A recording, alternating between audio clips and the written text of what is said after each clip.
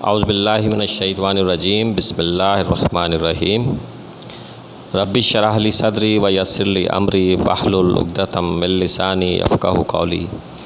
عزیز طلبہ، السلام علیکم۔ ہیرا پبلک اسکول سے سر محمد یوسف آپ کے سامنے آج باب نمبر 2 تشکیل پاکستان کی ریڈنگ کریں گے۔ آپ اس کو توجہ سے سنیے گا۔ اس میں سب سے پہلا پوائنٹ ہے بر صغیر میں تحریک احیاء اسلام۔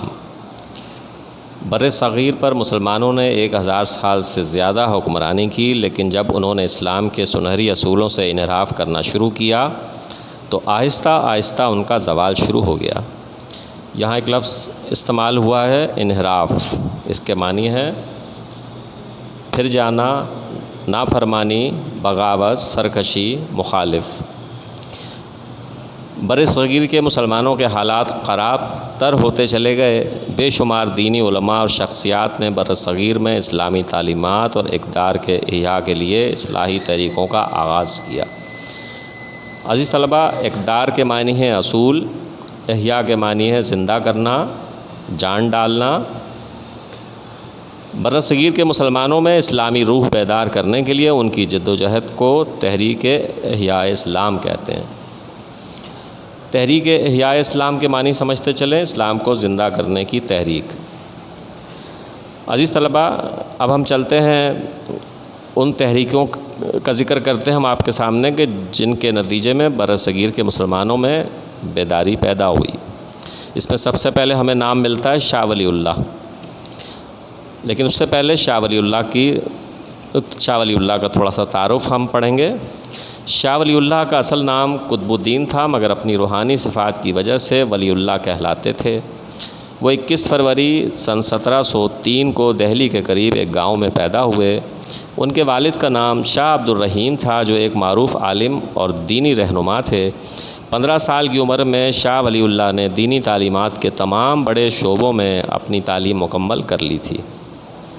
17 سال کی عمر میں اپنے والد کی وفات کے بعد وہ اپنے والد کے جانشین ہوئے اور مدرسے کے شیخ نامزد ہو گئے۔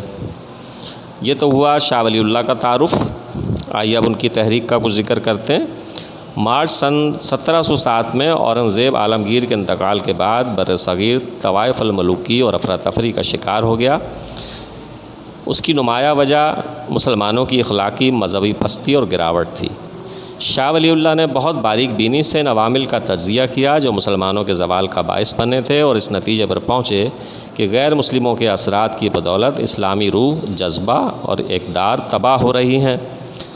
مسلمانوں کی فوجی قوت تباہ ہو چکی تھی۔ دہلی سے آگرہ تک کے علاقے میں مسلمان جٹوں اور مرہٹوں کی قبائلی طاقت کے رحم و کرم پر تھے۔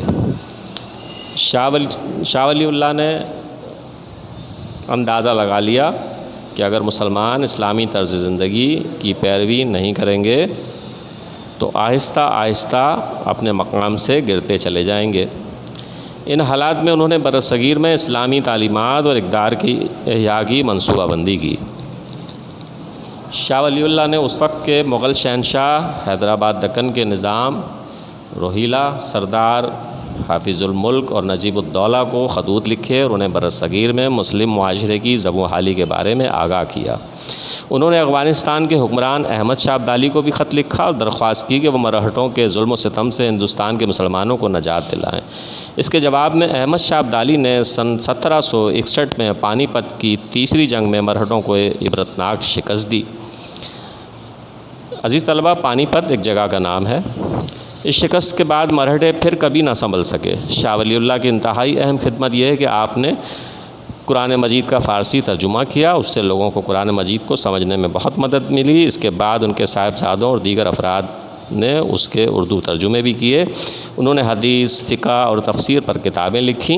ان کی کتابوں میں سب سے زیادہ مشہور و معروف کتاب حجت اللہ البالغہ۔ ان کی تصانیف کا پیغام یہ ہے کہ اسلام ایک آفاقی مذہب ہے جو تمام انسانیت کے لیے ترقی اور خوشحالی کا ضامن ہے۔ 10 اگست سن 1762 کو شاہ ولی اللہ کا انتقال ہو گیا۔ ان کے صاحبزادے اور جانشین شاہ عبدالعزیز نے دہلی میں مدرسہ رحیمیہ سے شاہ ولی اللہ کے مشن کو جاری کیا۔ عزیز طلبہ، جہاں تک ہم نے پڑھا اس میں مشکل الفاظ کے معنی ایک دفعہ پھر آپ توجہ سے سن لیجئے۔ بر صغیر ہے جس کے معنی خشکی کا چھوٹا سا حصہ جس میں کم ممالک ہوتے ہیں۔ انحراف پھر جانا، نافرمانی، بغاوت، سرکشی، مخالف۔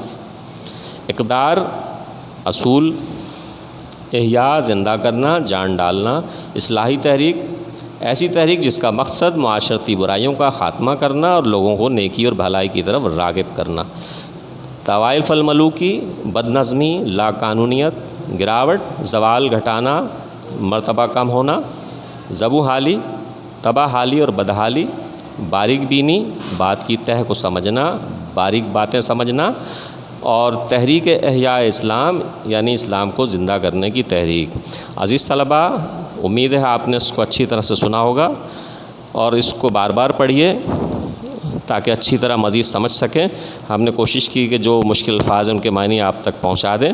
مزید اگر کوئی الفاظ آپ کو ایسے لگتے ہیں کہ جو آپ نہیں سمجھ پاتے ہیں تو لغت کی مدد لے سکتے ہیں۔ جزاک اللہ۔